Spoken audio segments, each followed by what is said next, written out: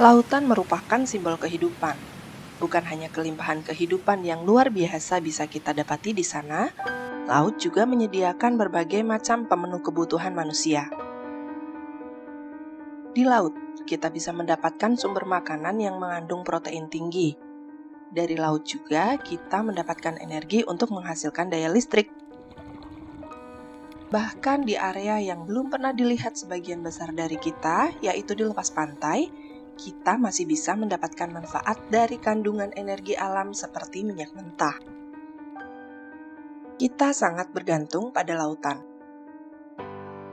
Amat banyak jejak yang kita tinggalkan di lautan.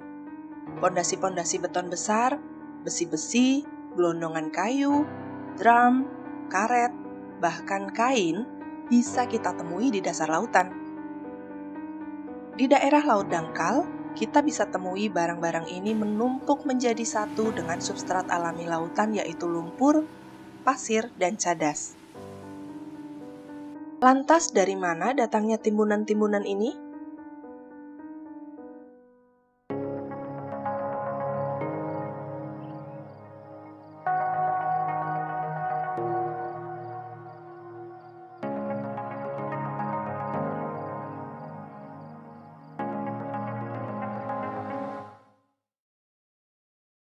Kita membangun banyak sekali infrastruktur di dekat atau malah di perairan itu sendiri. Meski kebanyakan peralatan dan material yang kita gunakan untuk membangun infrastruktur tidak bisa dimanfaatkan langsung di dalam air, namun kita sudah menemukan banyak cara supaya bisa membangun apa yang kita butuhkan untuk menunjang aktivitas sehari-hari, seperti dermaga, jembatan, dan bendungan. Struktur-struktur ini memaksa alam menyesuaikan diri. Tepian air itu bisa berubah, misalnya dari kondisi alaminya bersubstrat lunak menjadi bersubstrat keras karena pembangunan. Rocks were used to strengthen the dike, and it was raised to its final height with sand and clay before being topped with grass to hold the surface material together.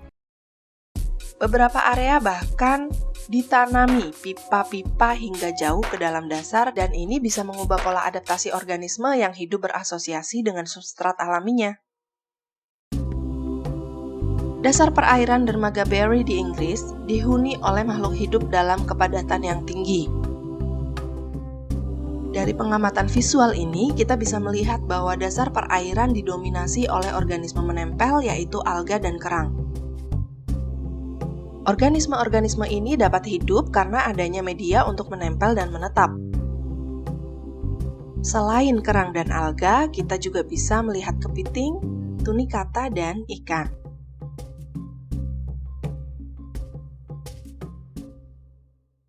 Yup Kuhn, seorang ahli ekologi bentik, telah banyak melakukan penyelaman untuk kepentingan sains komersial. Dia melakukan pendataan dan pengamatan dari kehidupan di sekitar substrat keras artifisial seperti bangkai-bangkai kapal, pondasi kincir angin, dan platform gas. I've always felt drawn to the North Sea. It's full of life. A strange world to most of us.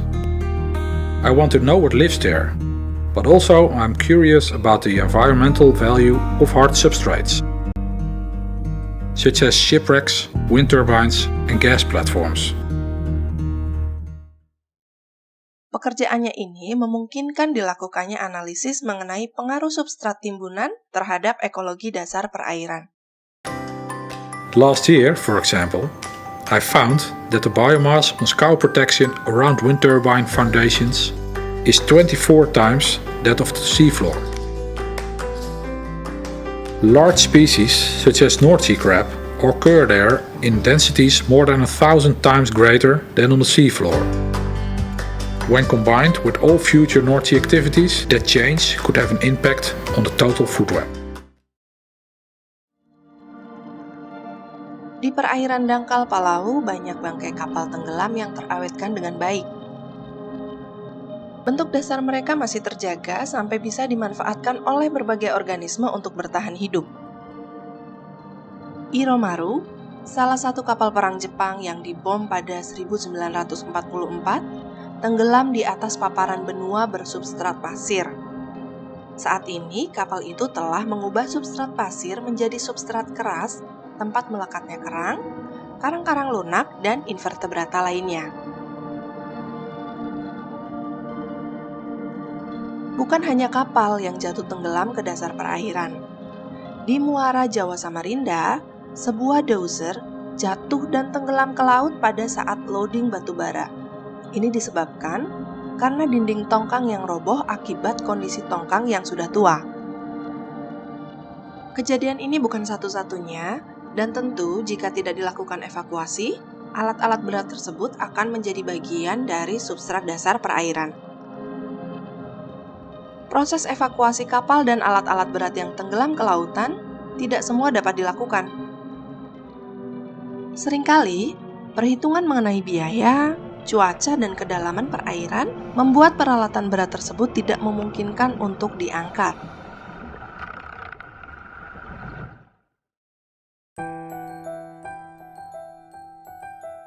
Banjir, badai, dan tsunami menjadi penyebab banyak materi terbawa ke laut. Gelondongan kayu, plastik berbagai macam bentuk, bahkan drum dan atap rumah dapat terseret dari daratan. Pada tahun 2005, badai Katrina menyerang pesisir pantai timur Amerika Serikat dan masih menyisakan puing yang perlu dibereskan bahkan sampai 10 tahun sesudahnya. Kekuatan angin yang besar memberi energi pada air yang membanjiri daratan dan menyeret bertonton material ke arah lautan. Kemudian ada bencana alam lain yang berdampak begitu besar terhadap substrat perairan laut. Mari kita simak video berikut ini. On March 11, 2011, a powerful tsunami hit Japan, destroying cities and villages. As the water receded back into the ocean, it pulled what remained of buildings, cars, boats, and homes along with it. Scrap metals, plastics, and objects of all shapes and sizes either sank near the shore or floated away. In the days that followed, large masses of floating debris could easily be seen by satellite imagery and aerial photos.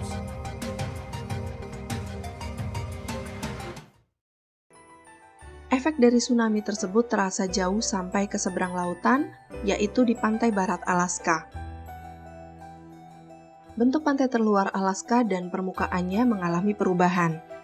Kayu, styrofoam, plastik, menutupi substrat pasir yang seharusnya menjadi substrat alami pantai. The beach on the southeast side of Montague Island stretches for nearly 80 miles of pristine wilderness. At least it looks pristine from a few thousand feet up. As our helicopter descends towards the shore, big chunks of white styrofoam come into view. Yeah, you can see all the big globs of styrofoam. That's all tsunami debris. Yeah, there's definitely... The trash is not just an eyesore.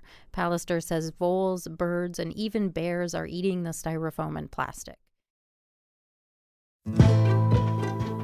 Di dasar Laut Hitam, kondisinya jauh berbeda dengan kolom air beberapa meter di permukaannya. Dasar Laut Hitam memiliki kadar garam yang sangat tinggi, sehingga apapun yang tenggelam sampai ke dasarnya terpapar kondisi kimiawi perairan yang unik dan terawetkan dengan baik meski telah ratusan tahun. Several miles off the coast of Turkey, scientists found evidence of human life more than 300 feet below the surface of the Black Sea. Marine archaeologists found stone tools, clay pots, and carved wooden beams from a structure 12 miles off the coast on the muddy seabed. They found a rectangular area over which an ancient mud and wooden house had collapsed. Italia memiliki banyak kota sejarah yang telah tenggelam. Salah satunya adalah Baia yang tenggelam perlahan akibat aktivitas vulkanik yang terjadi di bawah lapisan tanahnya.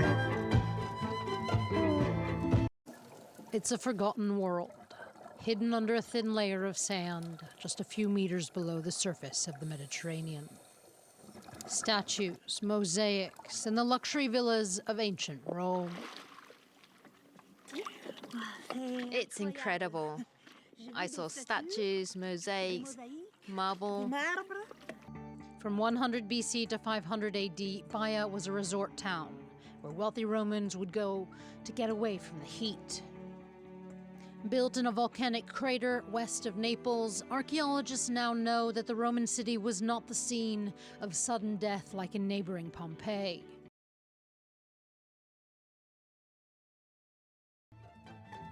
Sementara di Jamaika, ada sebuah kota tenggelam yang terkenal bernama Port Royal. Kota ini tenggelam dengan cepat akibat likuifasi tanah dan tsunami yang menerjang setelahnya.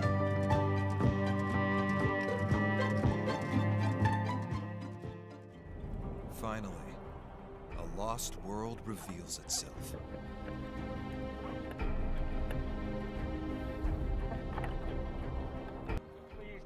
Peninggalan berupa reruntuhan menyatu dengan dasar laut. Kebanyakan struktur tenggelam ini telah ditempeli berbagai makhluk hidup dan berubah fungsi dari pusat kegiatan manusia menjadi rumah bagi organisme laut. Tidak semua timbunan hadir di dasar lautan sebagai efek samping aktivitas manusia. The Reef Project started in 2001 when New York City Transit had 1,300 subway cars that they were retiring. Pada upaya-upaya konservasi terumbu karang, ada berbagai macam material yang sengaja diletakkan di dasar laut untuk memancing berkembangnya hewan karang menjadi terumbu. Material untuk upaya ini bisa terbuat dari apa saja. Bisa dari material bekas seperti plastik, karang, ban bekas, bahkan kereta api.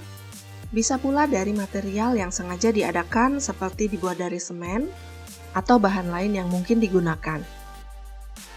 Penenggelaman berbagai material ini tentunya tidak dilakukan tanpa pertimbangan dan perhitungan yang matang. A deal of preliminary work goes into the project. As with planning for other reefs, the bottom area offshore has to be selected, surveyed, permitted, and then buoyed.